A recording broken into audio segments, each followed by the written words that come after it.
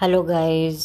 The depth queen की dark depth world में आपका बहुत बहुत स्वागत है। सबसे पहले तो मैं आप सबको थैंक यू करना चाहती हूँ। आपने मेरी जो एक वीडियो है तेज रन के ऊपर, जो मैंने उनके रिलेशनशिप को डिकोड किया है, उसको आप लोगों ने बहुत सपोर्ट दिया है। I am really really touched और मैं बहुत आप लोगों की शुक्रगुजार हूँ कि आपने इतने कम वक्त में मेरी एक वीडियो को, हालांकि शायद जो दूसरे यूट्यूबर ये व्यूज़ देखेंगे उनके लिए शायद ये कुछ भी नहीं है, बट मेरे लिए बहुत मैटर करता है। मैं बहुत शुक्रगुजार हूँ आप लोगों की। मैंने इसका एक शॉर्ट भी यूट्यूब पे डाला है। आप लोगों को मैंने तहे दिल से थैंक यू करना था, तो मुझे लगा कि स्टार्टिंग में मैं आपको सबसे पहले धन्यवाद करूं और फिर बाद में अपना वीडियो शुरू करूं। सो वंस अगेन आप लोग मेरी और भी वीडियोस को जो है सपोर्ट दिखाइए, उसको और ज़्यादा इनकरेज कीजिए कि मेरी वीडियोस, मतलब आप समझ रहे हैं ना मैं क्या कहना चाह रही हूँ। मतलब आप लोगों का जो सपोर्ट है वो मेरे लिए बहुत बड़ा इनकरेजमेंट बनेगा आगे अच्छा काम करने में। देखिए, मैं नई हूँ यूट्यूब में, मुझे बहुत चीज़ें मैं सीख रही हूँ।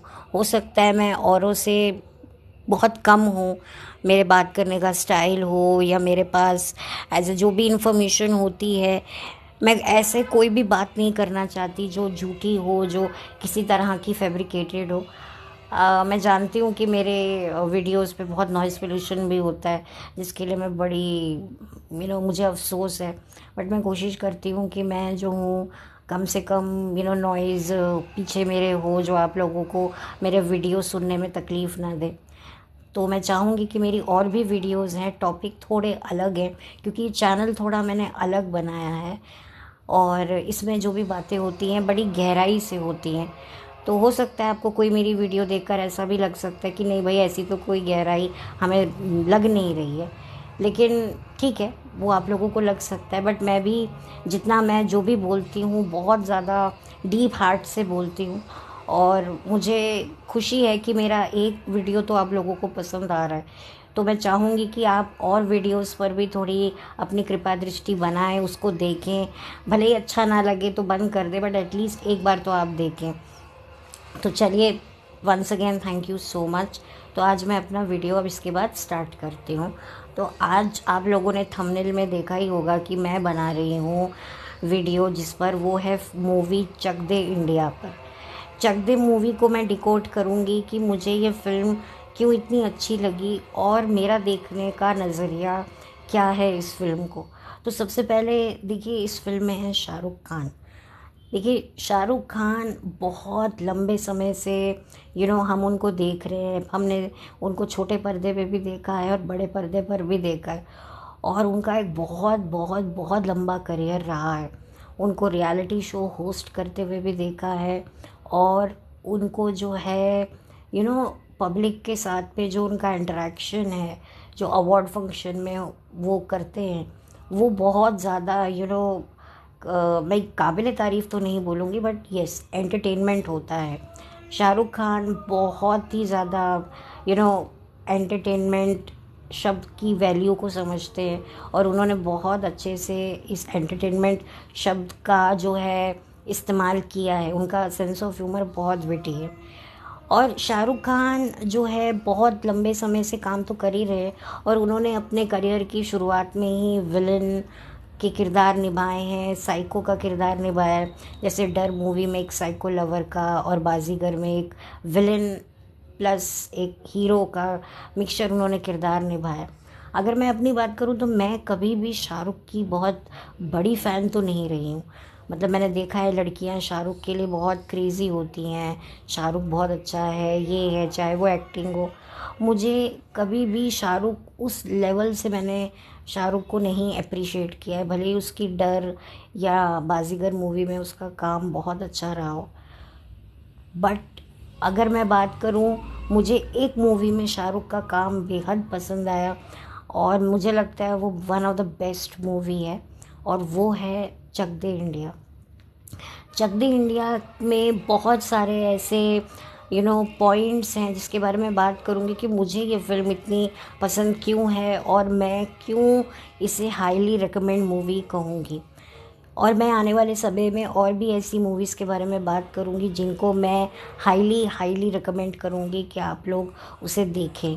जो लोग मूवी लवर्स हैं, मैं उनके लिए कह रही हूँ। जो मूवीज़ नहीं देखते हैं कोई ज़रूरत नहीं है, बट जो मूवीज़ देख रहे हैं, जो अच्छी मूवीज़ देखना चाहते हैं, तो मैं उनको रिकमेंड करूँगी। तो चक दे इंडिया मेरी फेवरेट है और हाईली रिकमेंड है।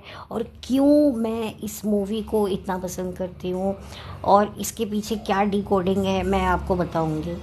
मेरी डिकोडिंग है कि क्यों मैं इस मूवी को पसंद करती हूँ। इस पूरी चीज़ को मैं आप लोगों के सामने डिकोड करूँगी। तो पहला, ये जो मूवी है ये प्रॉपर विमेन एम्पावरमेंट को प्रमोट करती है कि लड़कियों को जो समझा जाता है, जो लड़कियों को जिस तरह से, अब तो खैर वो ज़माना अलग है, ये फ़िल्म 2007 में आई थी, तो ऑलरेडी जो है उस टाइम पर लोगों का जो परसेप्शन है वो काफ़ी चेंज हो गया था।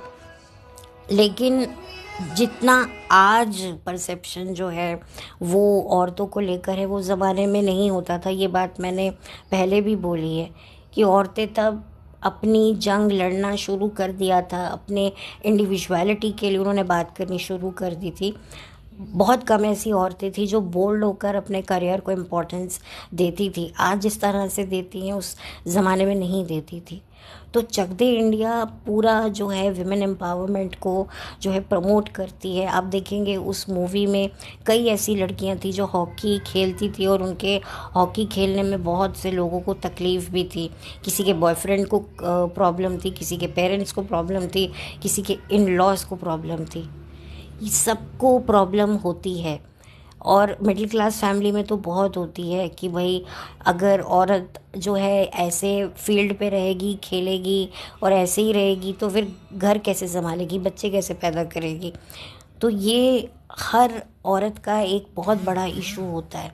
मतलब औरतें जो है उनकी उम्र जैसे जैसे बढ़ती जाती है उन पर प्रेशर, दबाव भी उतने ही बढ़ते जाते हैं। उनको उतना ही ज़्यादा जो है प्रेशर झेलना पड़ता है कि भाई आपकी एज बढ़ रही है, ठीक है, जॉब वगैरह अपनी बात है, पर आप शादी करो, कि भाई उम्र बढ़ जाएगी और इस तरह से खेल कूद में तो मतलब फिर कैसे तुम्हारी गृहस्थी बनेगी।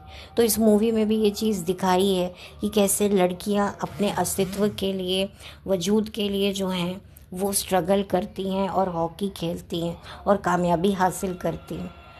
दूसरा, इसकी जो एक चीज़ मुझे अच्छी लगी वो था शाहरुख खान का, जो कहते हैं ना, एक बहुत ही स्ट्रॉन्ग कैरेक्टर। आप देखेंगे शाहरुख खान इतनी लड़कियों को ट्रेनिंग देता है हॉकी की, लेकिन उसमें किसी के साथ भी शाहरुख का कोई लव अफेयर नहीं दिखाया, जो मुझे लगता है सबसे अच्छी बात है। शाहरुख को कैरेक्टर का बहुत स्ट्रॉन्ग दिखाया। जब उसमें एक लड़की जो है मतलब जो थोड़ी विलन टाइप की होती है, एक तरह से ब्लैक शीप होती है उस हॉकी टीम की, तो वो जिस तरह से शाहरुख के पास आती है और अपने कपड़े उतारने लग जाती है और उससे इस तरह से बात करती है कि ऐसा क्या है उसमें जो मुझ में नहीं। आप लोगों को वो सीन याद होगा। तो शाहरुख खान जिस तरह से उसकी बैंड बजाता है, मतलब ये देखकर जो है आप लोगों को लगेगा, आप लोगों को हैरानी होगी कि ये एक बहुत ही काबिल तारीफ़ सीन है। इसमें दिखाया गया है कि एक मर्द अगर ठान लेना तो कोई भी रंभा, मेनका, उर्वशी उसकी तपस्या भंग नहीं कर सकती। और ये दिखाया है इस फिल्म में कि जो शाहरुख खान है, जिनका नाम फिल्म में कबीर खान था, वो इतना स्ट्रॉन्ग हेडेड था कि उसने अपने लक्ष्य के अलावा किसी चीज़ को इम्पोर्टेंस नहीं दी। वो चाहता तो डेफिनेटली फिसल सकता था, बट वो नहीं फिसला। और जिस तरीके से उसने उस लड़की को जवाब दिया, भले ही उस लड़की का ईगो ज़रूर एक बार में हर्ट हुआ कि इसने मुझे मना किया, लेकिन कहीं ना कहीं बाद में वो खुद ब खुद रियलाइज़ कर गई कि मेरी ही गलती है। और शाहरुख ने भी उससे पैचअप कर लिया, उसके पास गया, उससे मदद मांगी कि भाई टीम को तुम्हारी ज़रूरत है। तो उसने भी जो है उस चीज़ को एक्सेप्ट किया। क्योंकि क्या होता है ना, जब हम एक हवाई घोड़े पे बैठे होते हैं, अहंकारी घोड़े पे बैठे होते हैं कि भाई हमारे पीछे तो सब आएंगे, हम किसी को भी कुछ भी कर सकते हैं, कोई भी हमारे पैर के नीचे आ सकता है, लेकिन कोई इंसान अगर रिवोल्ट करता है ना उन्हें, तो भले ही उनको खिंच चढ़ती है, चिढ़ चढ़ती है, बट कहीं ना कहीं वो उसकी रिस्पेक्ट करते हैं। अब जैसे एक बात बताइए, इतने स्टार्स हैं, ये जो स्टार्स हैं इनके पीछे दुनिया पागल है, ये उनकी कदर करके भी कदर नहीं करते, और जो इनको इग्नोर करते हैं, इनको एक नॉर्मली ट्रीट करते हैं ना, भले ही ये चिढ़ते हैं, उनसे सड़ते हैं, लेकिन कहीं ना कहीं उनको लगता है कि उनको कहीं ना उनके प्रति एक अट्रैक्शन होता है कि नहीं यार, ये बंदे हमारे पीछे, हमारी दौलत, हमारी शोहरत के पीछे नहीं है, ये हमें भाव नहीं दे रहा है वैसा। तो कहीं ना कहीं उनके प्रति, उन स्टार्स को जो उनको इग्नोर करते, एक हल्की सी मीठी नज़र होती है। तो इस फिल्म में भी जो थी मोहतरमा, उनको भी रियलाइज़ हुआ कि भाई मैं सुंदर हूँ, मैं ऐसी हूँ, कोई भी लड़का जो है मेरे पीछे आएगा, मैं किसी के सामने भी अपने ब्लाउज़ के बटन खोलूँगी तो वो भागा चला आएगा। लेकिन ये चीज़ बहुत अच्छी मुझे लगी। आई थिंक हर लड़के को ये चीज़ सीखनी चाहिए कि भाई आपका इरादा पक्का अगर है ना, तो कोई भी आपके चरित्र का हरण नहीं कर सकता। तो ये चीज़ मुझे बहुत अच्छी लगी। और तीसरी मुझे एक चीज़ ये अच्छी लगी कि जब फिल्म ख़त्म होती है तो कोई ये नहीं था कि भाई कोई शाहरुख की कोई कहीं से उठ के कोई गर्लफ्रेंड आ जाती है, वो अपनी माँ के साथ ही घर में रहने आता है और अपनी माँ के साथ ही एंड में घर छोड़कर चला जाता है कहीं दूसरी जगह पे। तो ये मुझे चीज़ बहुत अच्छी लगी कि वो बंदा जो है कितना, मतलब उसको डिसेंट दिखाया है, उसकी कोई लव स्टोरी नहीं दिखाई है। जो ये कई बार ऐसी बायोपिक में ये लव स्टोरियाँ दिखा दिखा के ना, जो ज़रूरत नहीं भी होती है, वो बहुत ज़्यादा फिल्म को ख़राब करते हैं। तो ये चीज़ मुझे बहुत अच्छी लगी।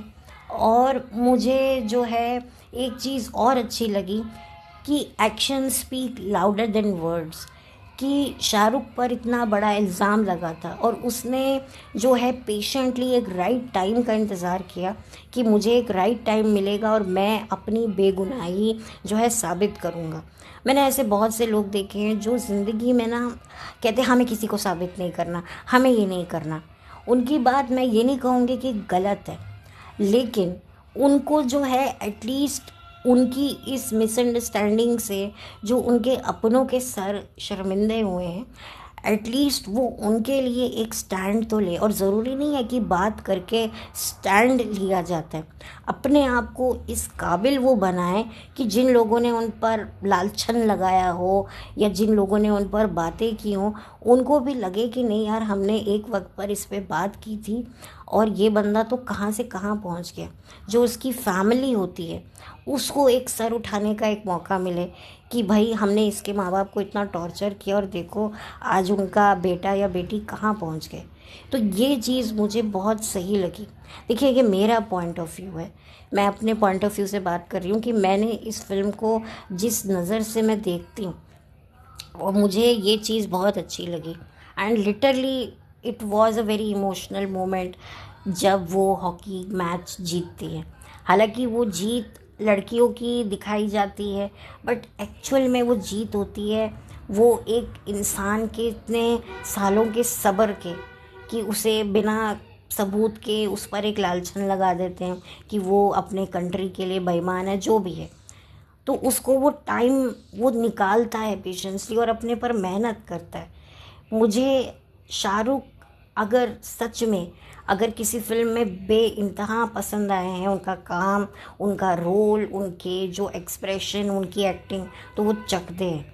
देखिए, शाहरुख को हम अक्सर ज़्यादातर हमने रोमांटिक सीन करते हुए देखे हैं, रोमांटिक डायलॉग्स बोलते देखे, और उनकी दो फिल्में डर और बाजीगर डेफिनेटली अलग मूवीज़ थी।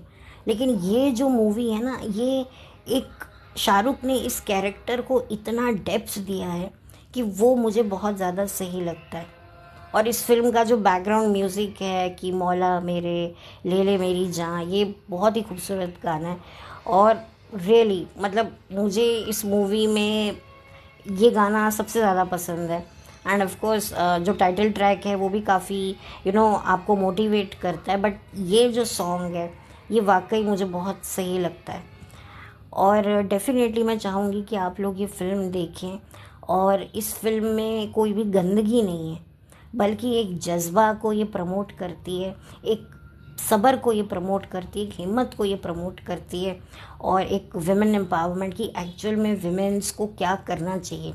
किसी के साथ सोकर घूम फिर के ऊट जलूट कपड़े पहनकर विमेन एम्पावरमेंट नहीं होता। विमेन एम्पावरमेंट होता है कि अपने आप को साबित करना कि हम किसी से कम नहीं हैं, हमारा भी एक सोसाइटी में वजूद है। हम सिर्फ बच्चे पैदा करने के लिए इस दुनिया में नहीं आए हैं, तो हम सिर्फ शादियां करने के लिए नहीं आए हैं। और ये फ़िल्म वही दर्शाती है। और इस फिल्म में जो लड़कियां हैं उनका भी काम बहुत बेहतर था, और अनफॉर्चुनेटली इस फिल्म के बाद उनको इतने बड़े बड़े मौके नहीं मिले। बहुत कम लड़कियों को कुछ अच्छे ब्रेक्स मिले हैं, लेकिन वो ब्रेक भी उनके लिए ज़्यादा कामयाब नहीं हुए। सो मेरा ये छोटा सा एक रिव्यू था इस फिल्म का, और मैं चाहूँगी कि ये फ़िल्म आप लोग देखें। जिन्होंने अभी तक नहीं देखी है वो ज़रूर देखें। जो लड़कियां हैं, जो मोटिवेट होना चाहती हैं, जो एक आगे बढ़ना चाहती हैं, कुछ अच्छा देखना चाहती हैं, वो ये फ़िल्म देखें। और जो लड़के हैं स्पेशली मैं उनको भी ये कहूँगी कि उन्हें इस कैरेक्टर से, शाहरुख खान के जो कबीर खान का कैरेक्टर है, वो सीखना चाहिए कि कैरेक्टर की क्या कीमत होती है। कैरेक्टर ढीला इंसान की कोई कीमत नहीं होती है। जिन लड़कों के कैरेक्टर ढीले होते हैं ना, वो फिर लड़के कितने भी मर्दाना हों, कितनी भी बॉडी वाले हों, वो लड़के नहीं होते। मेरी नज़र में वो लड़के नहीं होते, वो कुछ और ही होते। कैरेक्टर की बहुत बड़ी कीमत होती है। हम लोग बोलते हैं लड़कियों के कैरेक्टर की, बट लड़का लड़की दोनों के कैरेक्टर की। और आप देखेंगे कि जो लड़कियां थी वो भी शाहरुख की रिस्पेक्ट की है उन्होंने। ऐसा नहीं है कि कोई शाहरुख को चिपक रही है सिवाय एक लड़की के, वो तो खैर एक गलत इंटेंशन से आई थी। बाकी सब लड़कियां सर को रिस्पेक्ट देती थी। कि ज़रूरी नहीं है कि आप वर्क फील्ड में हो तो आपको अपने चक्कर अफेयर चलाने हैं, ऐसा नहीं दिखाया है। और मुझे ये चीज़ बहुत अच्छी लगी है। ये मुझे बेस्ट कुछ चीज़ें लगी हैं। देखिए, मेरा तो यही एक डिकोडिंग थी जो मैंने करी है, और मैं अभी बहुत कुछ सीख रही हूँ। मैं नई नई हूँ। अगर आप लोगों को मेरा ये रिव्यू अच्छा लगा हो तो प्लीज़ आप इसे लाइक कीजिए, शेयर कीजिए, और कमेंट करके अपनी राय प्रकट कर सकते हैं। एंड ऑफ कोर्स आप सब्सक्राइब कीजिए, और मेरे और भी वीडियोस हैं उनको भी देखिए। अगर अच्छे लग रहे हैं तो उनको भी सपोर्ट कीजिए, बहुत ज़रूरत है। और बस मुझे यही कहना था, और तो मुझे ऐसा कुछ कहना नहीं है क्योंकि मैं बहुत कुछ कह चुकी हूँ। और once again thank you so much मेरे वीडियो को इतना सपोर्ट देने के लिए। और चलती हूँ, लौट कर मिलती हूँ। Have a blessed day.